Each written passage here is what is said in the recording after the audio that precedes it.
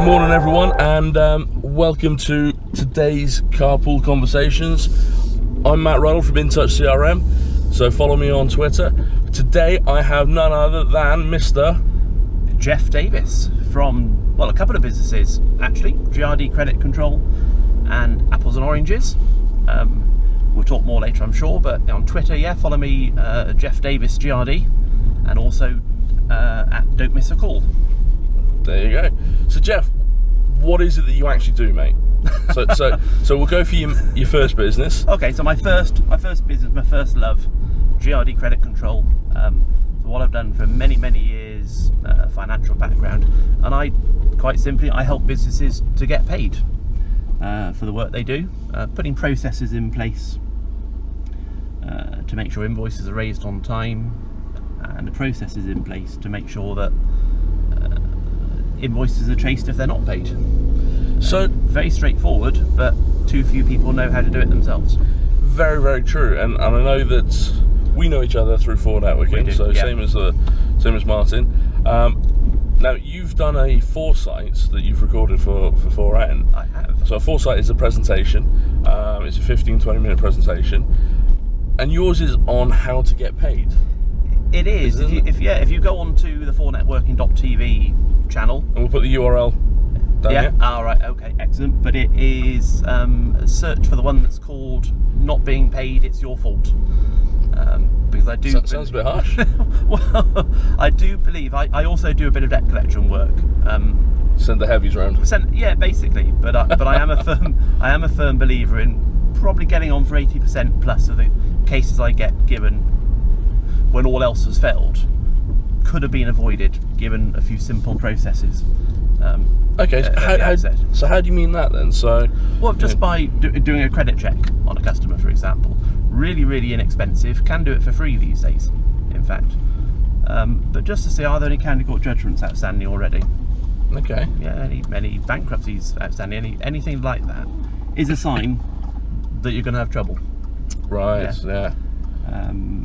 And making sure your terms and conditions are signed and sealed up front. Yeah. Always important. Now, somebody once said to me that contracts aren't really worth the paper they're written on. From your point of view, is that true? Or because I mean, every business has contracts. It's one of the first things that you go put a contract in place. So, I mean, I've mentioned it to various people who've started businesses, saying, look, you need to make sure you iron out the terms and conditions so that both parties know where you stand. But actually, if it's not worth the paper it's written on. Yeah, no, totally. I would say always it's worth the paper it's written on. I'd love to say everything can be done on a handshake. Mm-hmm. Sadly, that's not the world that we live in now. And yeah, very often you will have to rely on your terms and conditions, which said, you pay me on 7 days, you pay me on 14 days. You don't own this property until you've paid for it. Yeah. So no, get it in writing. It can be done if you do it right at the beginning of the relationship. It's done. Yeah. Yeah. So what are the most common causes then? So when people haven't paid, what are the most common causes that people can actually avoid for not getting paid then? So, with their own stupidity, or what is it that they need to do to make sure that they do actually get paid? My YouTube video has got my top 10 tips, but my number one tip is always, and it's quite a mind-blowing one. You have to suspend your disbelief for a minute, but it's actually to raise the invoice. Really? And send it out. Yeah, that's quite a big one. do people not raise invoices these days? People don't raise invoices on time. People have systems in place which they raise their invoice at the end of the month, and that's when they do it. The example I always give is I exhibited at the Business Networking Show last year. Yeah. Did you go? No, I was actually at the Rugby World Cup opening ceremony. So okay. Yeah. Are you going this year? I am going this year. Right, I am booking. Okay. September the 16th. Little plug there. Wolverhampton Racecourse, and again we'll put the link in the video. Yeah. So it's a fantastic show, fantastic chance to go and meet people from all different businesses. It is. Talk about it maybe later because my wife is organising it. But definitely, she'd kill us if we didn't mention it. She would. But last year I was exhibiting and I had to have a new roller banner printed for that. Yeah. And I took delivery of it about a week before the event, so say mid-September. Yeah. And I didn't have an invoice for that item until the end of October. And by that time, you know what it's like. I had a nice new roller banner, it's a nice flashy thing. First one I'd ever owned. Wow, look at me. Yeah. By the end of October, I was not bored with it as such, but it was, the novelty had worn off. Yeah. And plus the fact they also gave me 30 days to pay. So you're not actually going to pay until November sometimes? No, I don't have to pay to the end of November. So it is it is quite shocking. So that's going to cause massive issues potentially for businesses if they are doing that with their cash flow. Oh, totally. And cash flow is the main thing that actually kills businesses at the end of the day, isn't it? So lack of cash is what kills a business. Yeah. Well, we've all been there when we started off. It's you're juggling. Well, I don't need to pay that one, so I'll pay that one. Waiting for this, and that money's going to come in, so then I can pay this one. The art of credit control is making sure you're number one in that queue. Yeah. Okay. And totally. As I say, the biggest frustration for me is get the invoice sent out as soon as you've delivered those goods. I can't believe that because I know us as a company, it's one of the very first things we do is we send out the invoice. It's as simple as that. You get a confirmation and then straight away invoice generated out there. Totally. And whisper it very quietly because I get paid for doing this, but most of what I do is common sense.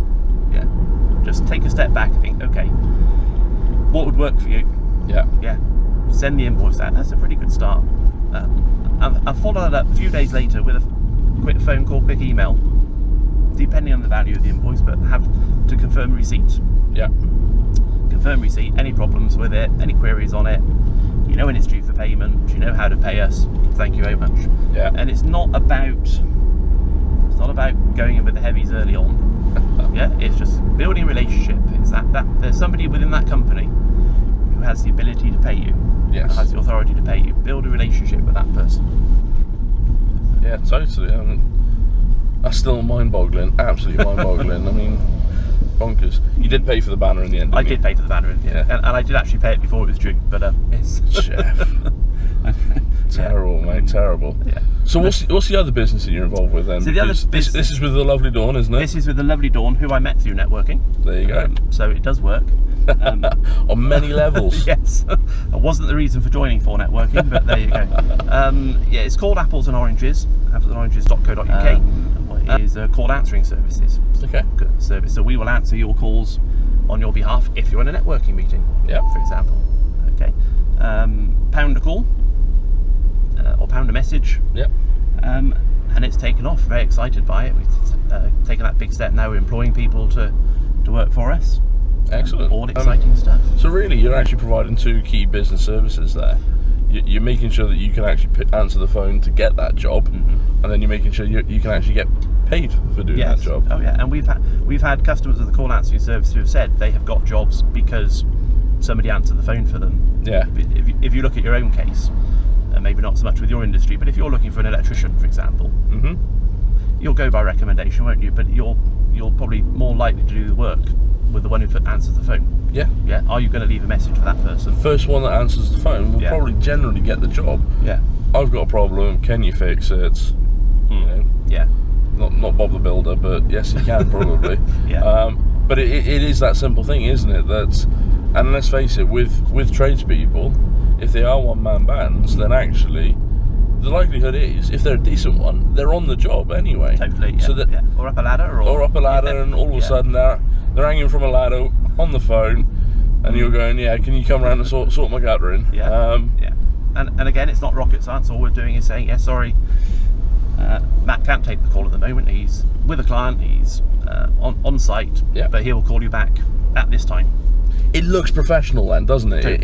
It's that whole, again, it's the image of a bigger business as well. They've got people answering the phone. And it's not, and it's not a lie, but it is. It's creating the impression of professionalism, of course, and bigger business. Professionalism. That is the absolute key to it all, because you want to be seen as the professional, and that's worth its weight in gold, really. Because at the end of the day, I mean, my parents once got a quote for doing a bathroom.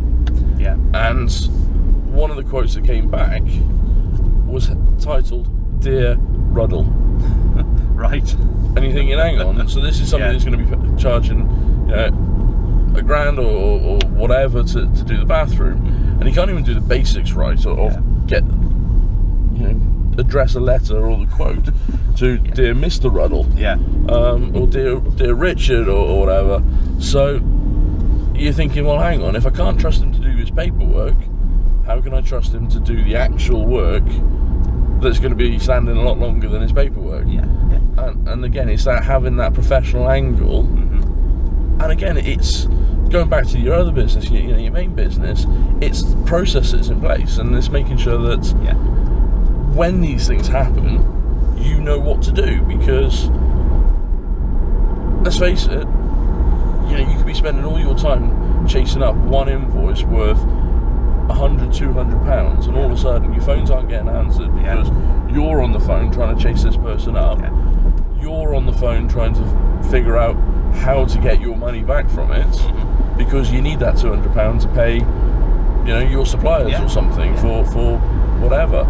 So actually having the services, like yourself, where you can come in and sort that out, or even the services with Dawn as well, in terms of actually having the phones answered. Well, that's a lifesaver. It's the same as you get a bookkeeper, an accountant. Oh, I think two things there. My one bit of advice, if I were to ever give it to somebody starting up a business, is outsource what you can. Outsource. Okay, there is a cost issue, but you concentrate on what you're good at, and let professionals look after the rest. But going back to, again, the professionalism on the call answering, one of my bugbears, and I don't know if it's an age thing, is I don't. You're not that old, are you, Geoff? No, 36. I don't like mobile numbers. If I see a mobile number on a website, that to me, Gmail email addresses, free email addresses. Yeah, that's right. I share that absolute bugbear. By all means, put a mobile phone number with a company number as well, or there are companies out there that you can get virtual numbers from. That's what I'm saying. So with the call answering service, we give you a landline number. It's not a real one. But it's a virtual number, but it's yours, and you can advertise that number. Have a whatever dialing code you want. And again, it's that image of professionalism, of being bigger than you are. You're not running the business out of your bedroom. Which again is another. We've all been there. But it's another thing, isn't it? That you're giving your home phone number away potentially. Or your mobile phone number. Again, there's that personal and there's that business aspect. Whereas if you can get a virtual number and go, even an email address, actually go to 123reg and buy a domain.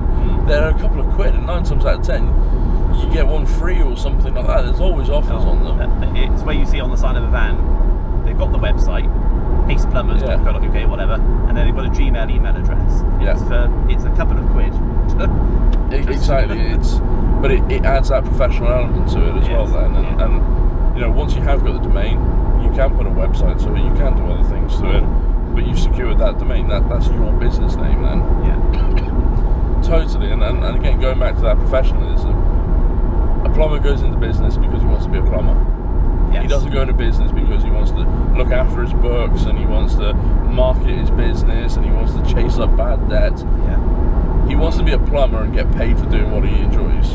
And that's the absolute key thing there. And I think so many businesses just kind of, they get weighed down in all that paperwork and all that stuff, and trying to learn things that they don't know, that actually they end up spending 25% of their time maybe actually doing the job, and the rest of the time just chasing their tails, trying to learn Sage Accounts or Xero or something like that, and it's a nightmare then. Totally. And let someone else take that hassle away from you. And I say there is a cost involved, but you start building a team at the end of the day, and one of the things with being a one-man band is sometimes it can be a lonely place. It can be you're on your own. If something goes wrong, it's you. Whereas at least then, again, I think that's why I like networking particularly, is because you meet so many people. I was going to say the reason I started networking, and I do a lot now, mostly with 4N, 8 years or so ago, was I was working from home on the phone all day, speaking to lots of people on the phone, but not actually meeting anybody. So one of my primary motivations was not so much getting the business, although that's very nice, but was getting out there and meeting business people, being reassured they're facing similar problems to me. Getting advice, getting help, getting tips. That's why I started all those years ago. As you say, you do a lot of networking. We're about to go to a networking session as well, so we're going to 4N Taunton today. We are. My first time. Shocking. Is it really? That is disgraceful. I know. I only live down the road. Yes. So Geoff, so what are your 3 tips for networking then? So 3 tips. Number 1 is quite an obvious one. Okay. But is something people get so wrong, is don't go with the intention of selling. Okay. Don't go to sell your product. Why do you say that? Because people aren't there to buy your product. People are there to sell their products. So it's about networking. It's getting to know people. I've been in networking for networking for a long time, and I'm doing business now with people I met first of all 6-7 years ago. It doesn't always take that long, but it takes time, and it's not typically your customers. Obviously, you're not going to be in that room today, but you're trying to get them to be part of your sales team, your extended sales team. So don't try and sell the room. Sell to the room. Number 2 is, if you're going to do networking, do it. I'm regional leader for 4N in the southwest. Martin will love that bit of an in-joke. And one of my roles is to make sure the people who join 4N actually attend meetings. Again, sounds very obvious. But you will from time to time get people go along once or twice, decide it's not working for them, and you don't see them again. So it's about coaching them then into, it is a slow burn. Talk to them about their 40 seconds and how best to get themselves over in that. But if you're gonna do it, get involved. Go a couple of times a week. So tip number 3 then. So tip number 3 would be fortunes in the follow-up. Totally is. And I had a one-to-one with somebody at Ivy Bridge yesterday. I want what they do, or potentially want what they do. I said, send me some details. By the time I got back to the office, they were there. Perfect. They made a time to speak to me next week to discuss it further. Whether or not anything comes of it, I don't know. But you've got that follow-up. You've got to have that follow-up. Exactly. It's not.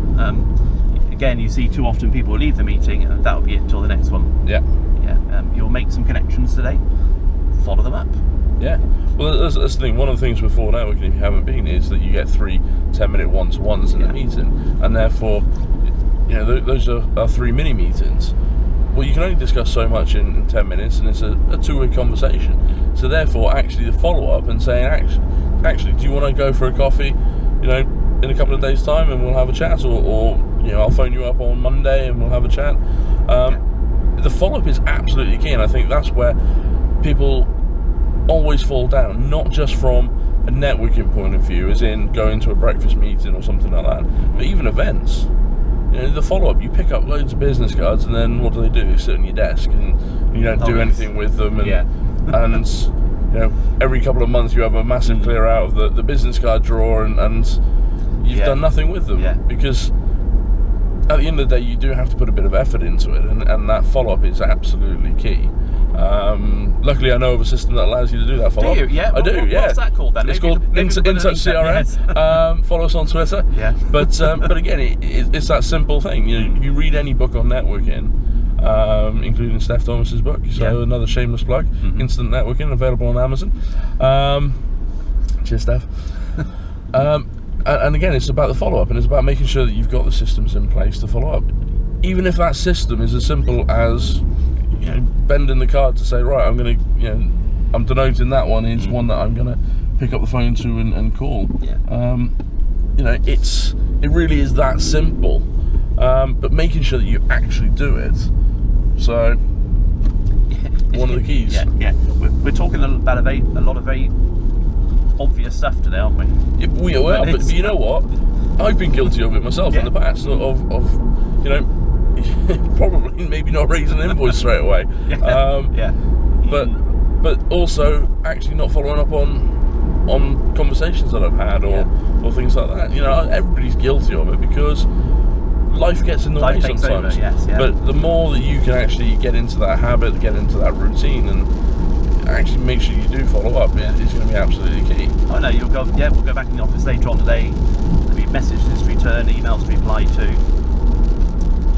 and then probably three or 4 days time, you'll look at a business card and think, "Cool, where did I get that from? Yeah. Who was that guy? Yeah. What did he want? Why have I got that? Yeah. What was the conversation we had? Yes. Yeah. I'm sure. Yeah. I'll just email it. Well, we are now arriving at our destination. So, thanks for joining me today, Geoff. Don't worry, I will drive you back later. You will, thank you, Matt. I'm not going to leave you in Taunton. There's worse places. But remind everybody, what's your Twitter handles? So Twitter handles are Geoff Davis, GRD, Davis without the E, and Geoff with a G. And don't miss a call. Don't miss a call. So, and we'll put those up as well, no doubt.